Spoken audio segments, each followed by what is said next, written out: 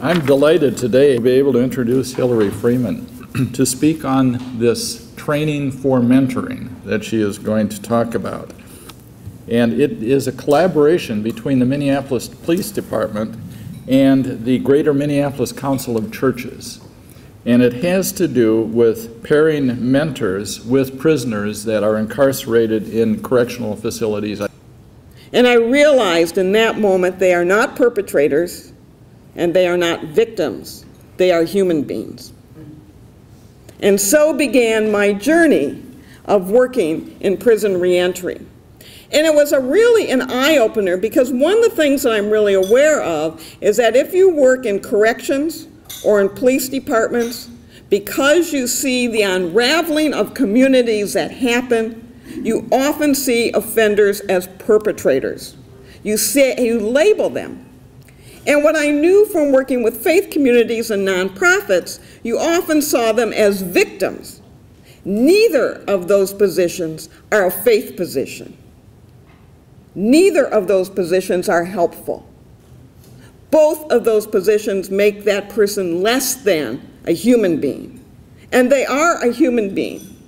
And there's an old Jewish saying that mercy without justice is empty, and justice without mercy none of us could live with.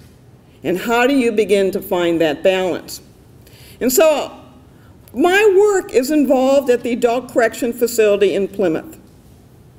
Every Tuesday I'm out there and I interview offenders. I do that with Brian Heron, and we begin to hear the stories, because you see there is always a story behind the stories. And in hearing those stories, you begin to discover a great deal. To put things in perspective, the Pew Foundation reported in a great study, you can look at it online, Pew Foundation, just type it in and then things pop up. You can see I'm a real techie person.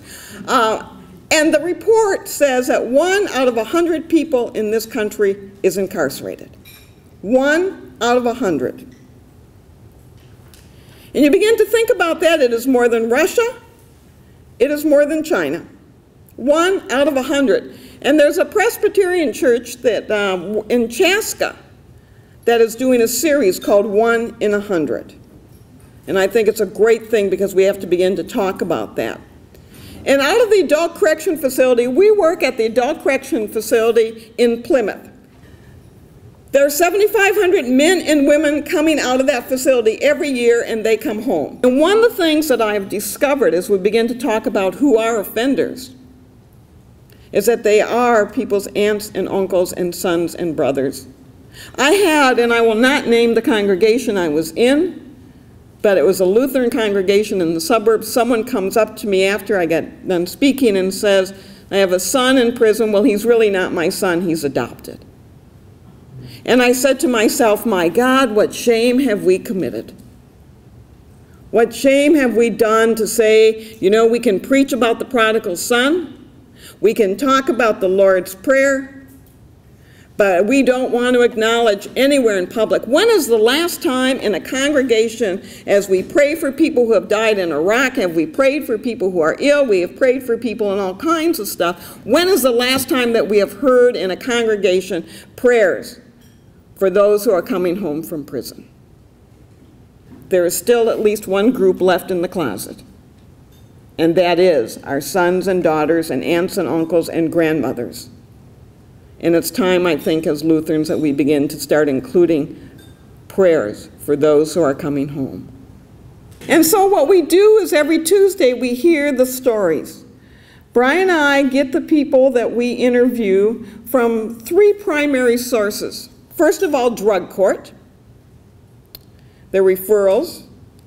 Second of all, we get them from probation itself, not including drug court.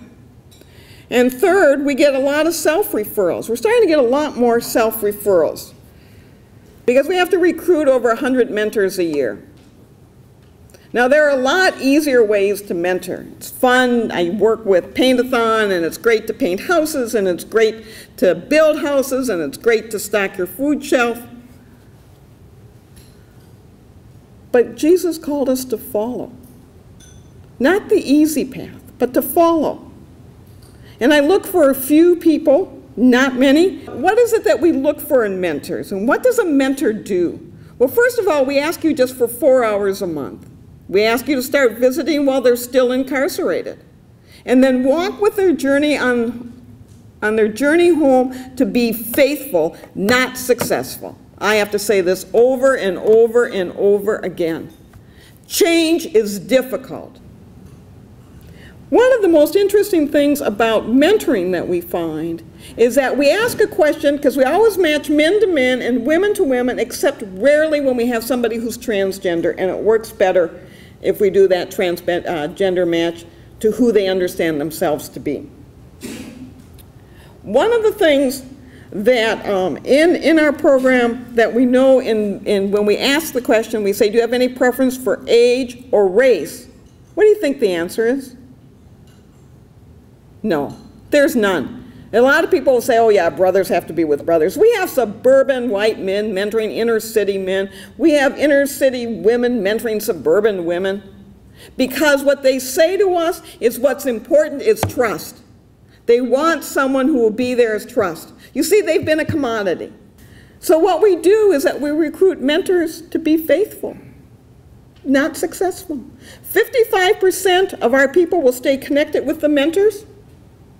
That means 45% won't. But when they come back, you know, the first question they ask us, do you think that they'll come back? Do you think that they'll come in to see me? Because you've been that first positive, pro-social person in your life. And so it's about walking with people, because many people believe and know in their core that they have sinned and fallen short of the glory of God. What they don't know is that the word of redemption is for them.